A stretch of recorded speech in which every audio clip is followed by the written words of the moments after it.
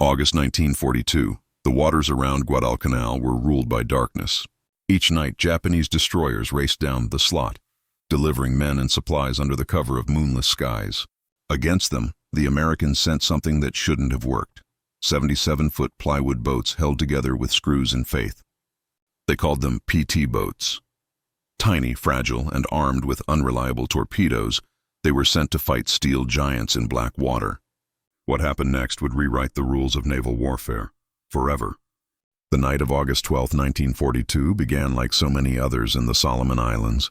Heavy air, dark seas, and the faint hum of insects from Tulagi Harbor. In a makeshift command shack lit by a single lantern, a radio operator copied an urgent message from Henderson Field. Enemy destroyer force proceeding southeast through the slot. Estimated arrival. Iron Bottom Sound. 0200 hours. Lieutenant Hugh Robinson, one of the first PT boat commanders to arrive in the Solomons, studied the report in silence. 4 boats, no radar. Faulty torpedoes. And somewhere in that black expanse, Imperial Japanese destroyers, masters of the night, were coming. Since the American landings on Guadalcanal, Japanese destroyers had ruled the sea routes. Their supply convoys, the infamous Tokyo Express, delivered men and weapons every few nights with terrifying precision. They could strike, unload, and vanish before dawn. To stop them, the U.S. Navy turned to something completely unorthodox: small, fast, wooden boats with the punch of a torpedo. Each PT boat was a fragile miracle of American engineering. 3 Packard engines, 41 knots flat out, thin mahogany hulls that could bounce small arms fire but split open if hit by a shell. On that August night, these mosquito boats idled in the dark, their engines barely whispering. The men aboard, mechanics, farm boys, and college athletes, waited for destroyers 5 times their size to appear. None of them knew it yet, but they were about to launch a campaign that would make the Tokyo Express run scared, for the first time. By late August 1942, the men of Motor Torpedo Boat Squadron 2 were fighting both the enemy and the elements. Tulagi Harbor was a cauldron of heat, humidity, and mosquitoes that could drain a man's strength faster than fear ever could.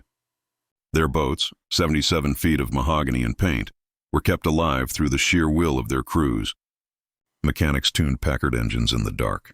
Gunners stripped and cleaned 50 caliber turrets that jammed with salt. And on every man's mind was the same question: can a wooden boat really fight a destroyer? The Japanese answer came almost immediately. At Iron Bottom Sound, the Imperial Navy ruled the night. Their Type 93, long lance torpedoes could reach targets at 20,000 yards, twice the range of anything the Americans carried. Their destroyers were faster, their crews better trained, and their lookouts could spot an enemy in pitch darkness. American sailors began calling those nightly raids the Tokyo Express. To Admiral Isoroku Yamamoto, the logic was simple: whoever controlled the night controlled Guadalcanal. The Americans could own the daylight skies, but once the sun went down, Japan ruled the ocean. Lieutenant Roland Westholm, commanding PT-46, spent each dusk tightening every bolt, checking every hose, every weapon. The Mark 8 torpedoes slung along the deck were temperamental things, prone to running too deep or failing to detonate. But they were all the crew had. Each man aboard had memorized his role. The helmsman kept the throttle just above idle, mufflers half closed to hide the boat's exhaust. The gunners scanned the horizon with naked eyes, and the engineer, Eldon Genta, a former Detroit mechanic, listened to the heartbeat of the Packard engines. Every click and rattle as familiar as his own pulse. "These boats live on sound," Genta told the new men. "She talks to you. Ignore her voice, and she'll die under you." That night, the radio crackled. Tokyo Express sighted. 3 destroyers heading south. PT-48, PT-46, PT-44, and PT-36 moved out, cutting through the black water like sharks. No radar, no moon, only the faint glow of phosphorescence curling from their wakes. Lieutenant Lester Gamble in PT-48 led the patrol. He ordered the boats to fan out at 500-yard intervals, silent hunters waiting in ambush. At 23:47 hours, one of his lookouts spotted faint shadows, 3 destroyers in column slicing through the sea at 25 knots. The plan was simple and suicidal. Close to 500 yards, fire, then run. Gamble throttled up. The engines screamed, the mahogany hull shuddered, and the PT boat leaped forward, The Japanese destroyers loomed ahead, massive and indifferent, like steel mountains moving across the sea. Gamble fired 2 torpedoes and veered hard to starboard. The wakes of the Mark 8s glowed in the dark, a fatal giveaway. On the lead destroyer, lookouts shouted, "Gurai! Gurai! Torpedoes!" The helm slammed over. The destroyer heeled hard. Gamble's torpedoes missed by less than 20 yards. Star shells burst overhead, turning night into noon. The destroyers opened up with 5-inch guns, their shells hissing into the water around PT-48. Gamble's boat weaved through walls of spray, zigzagging at 40 knots. The gunners fired back, tracers tearing across the waves. Snapping in the dark, one boat after another attacked. PT-46, PT-44, PT-36, each firing their unreliable torpedoes, each chased by geysers of exploding water. None of the hits were confirmed, but something far more important happened. The Japanese destroyers broke formation. Their supply drums were dumped early.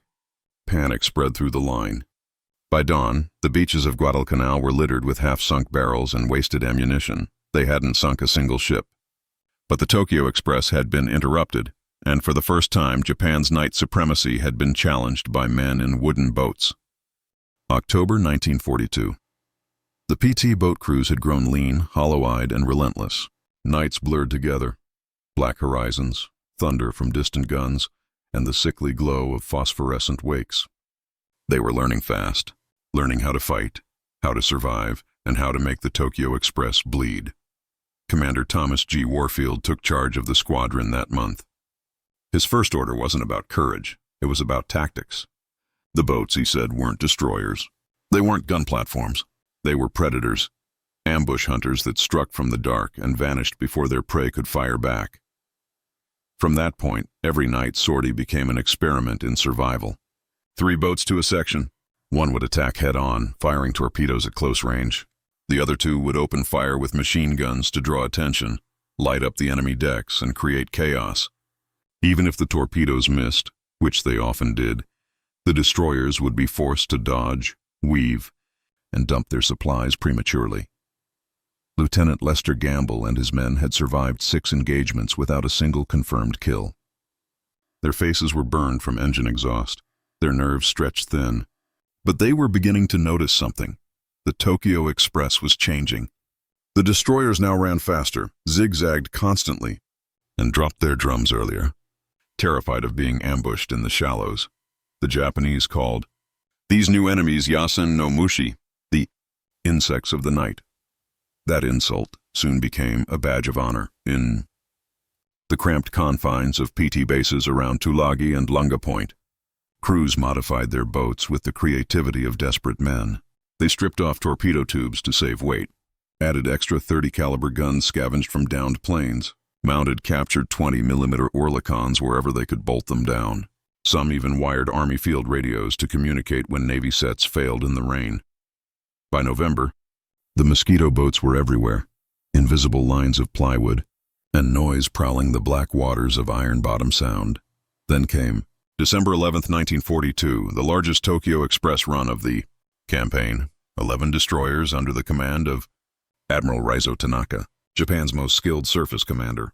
His flagship was the Teruzuki, a brand new Akizuki-class destroyer, sleek, deadly, and armed with rapid-fire 5-inch guns. Tanaka had studied every PT engagement. He knew what to expect, or so he thought. That night, PT-37, PT-40, and PT-48 slipped out from Tulagi just after midnight. Gamble led the formation, engines throttled low, running dark. The sea was calm, too calm. A faint wind carried the smell of oil and salt. At 23:15, lookouts reported the sound of distant engines, heavy, rhythmic, unmistakable. The Japanese were coming. Through binoculars, they saw a line of dark silhouettes, destroyers moving at 25 knots, phosphorescent wakes glowing like molten trails. Gamble's heart hammered in his chest. The order came quietly. All boats prepare to attack. The plan was simple and suicidal. PT-37 would draw fire. PT-40 and PT-48 would close from the flanks and fire torpedoes at the tail of the column, Tanaka's Teruzuki. At 23:23 hours, Gamble pushed the throttles forward. The 3 Packard engines roared, tearing the silence apart.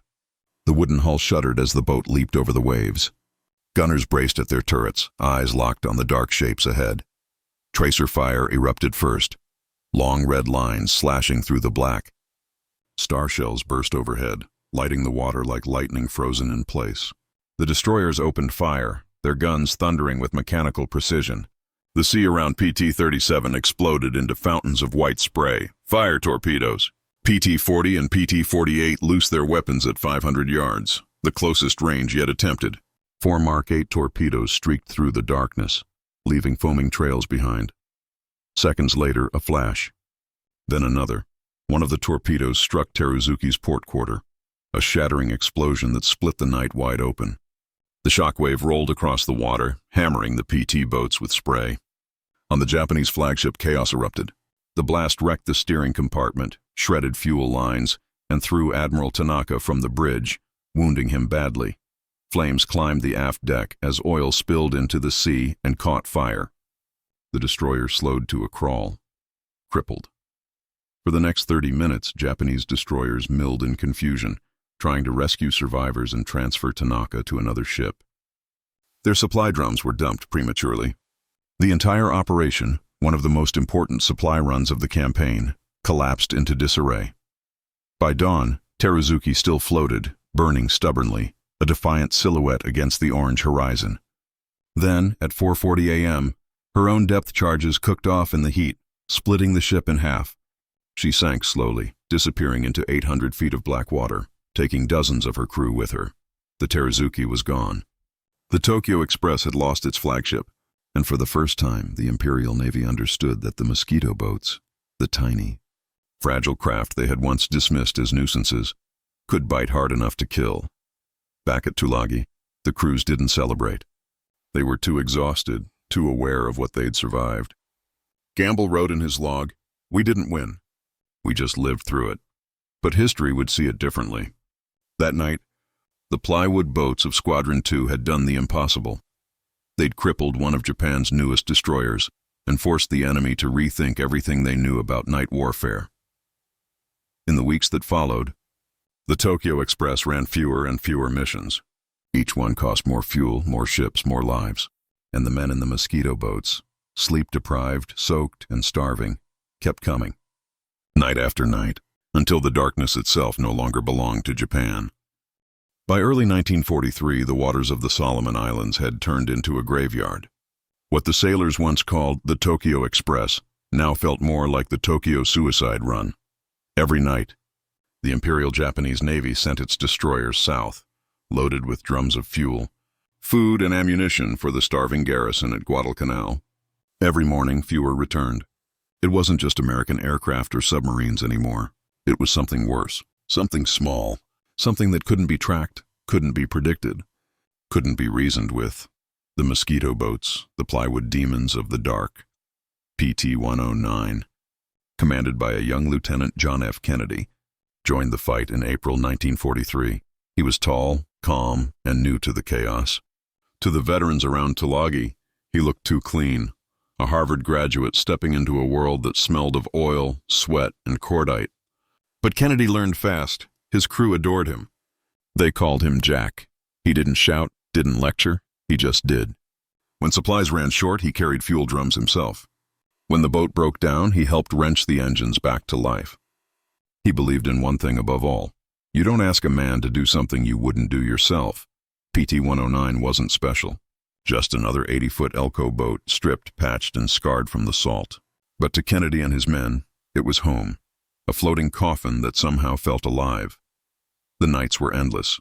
They spent hours drifting through black water, engines idling, searching for shadows against the horizon.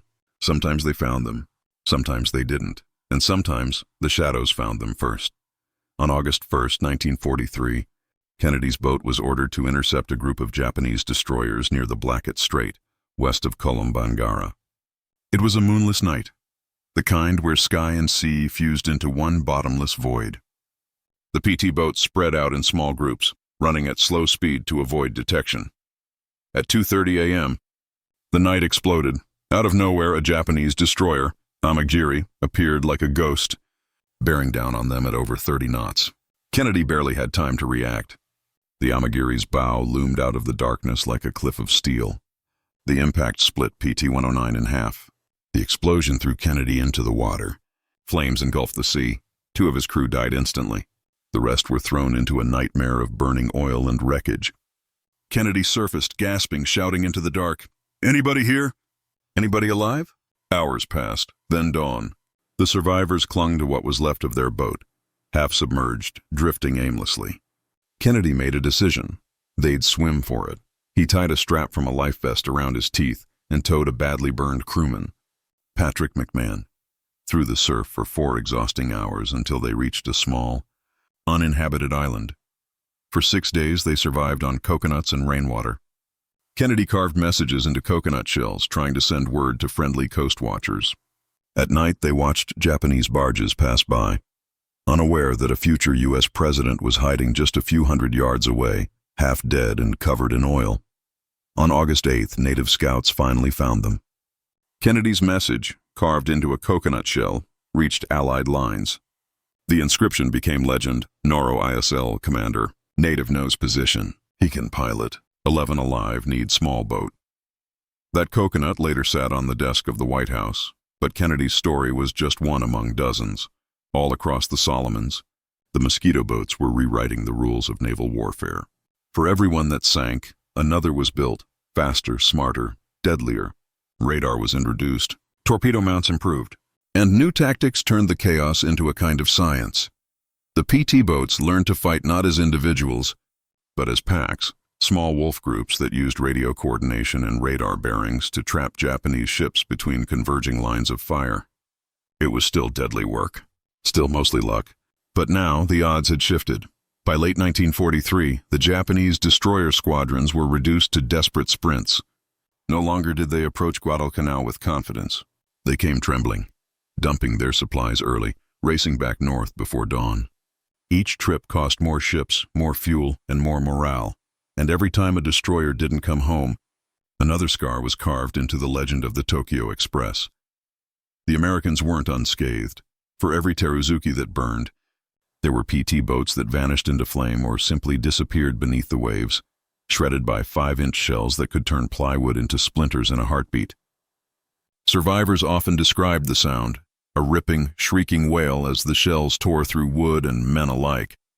But even those who died changed the rhythm of the war. They forced the Japanese to run smaller convoys under heavier escort, burning more fuel. They forced the enemy to navigate narrow waters instead of open sea, where submarines and aircraft could strike at dawn. They forced the Tokyo Express to spend its strength.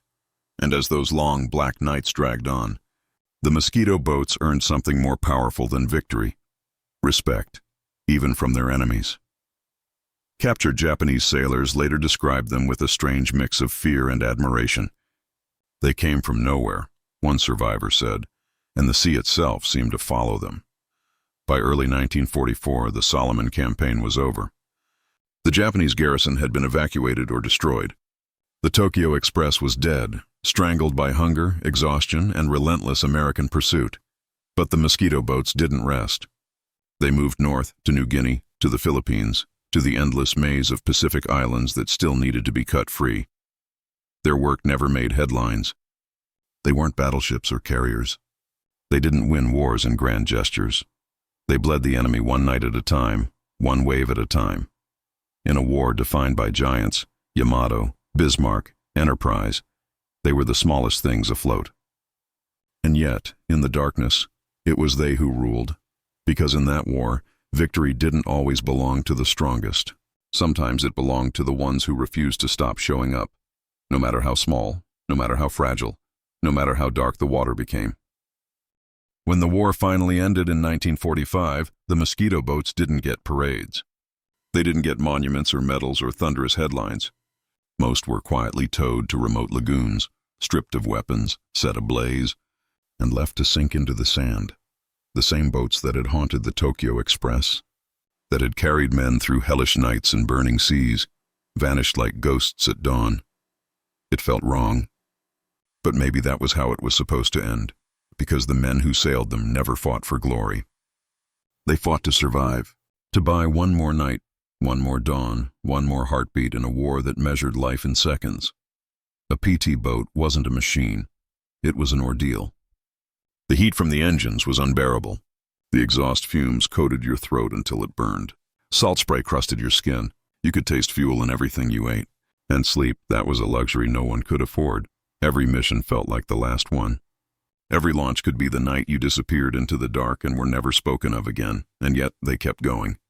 Men barely in their 20s, steering plywood and faith through seas ruled by giants. They didn't know they were writing one of the most improbable chapters of naval history. They didn't know that decades later, historians would look back and realize how their tiny boats had forced one of the world's most powerful navies to surrender the night. All they knew was that the sea was black. The enemy was out there, and if they stopped, someone else would die instead. When people think of World War II, they picture the big things, the battleships, the carriers, the grand strategy. But history isn't built by giants. It's built by the ones no one remembers, the ones who bled in silence, who fought in the margins, who never got to see the world they saved. For every Tokyo Express that ran, there was a mosquito boat waiting in the dark, engines trembling, guns ready, hearts pounding. For every man who died on a destroyer's deck, there was another who drifted home through oil and flame, whispering to the waves that still burned around him. They were never supposed to win. And somehow, they did anyway. Today, what remains of the Mosquito fleet lies scattered across the Pacific. Coral grows through shattered hulls. Fish sleep in rusted torpedo tubes. The sea has claimed them back, quiet, eternal, unjudging. But on still nights, when the wind dies and the tide slides out, some locals say you can still hear them. The faint whine of Packard engines, the rattle of twin 50s, and the echo of laughter. Young men who once dared to hunt destroyers with plywood and courage. Men who proved that even the smallest flame can light up the darkest ocean.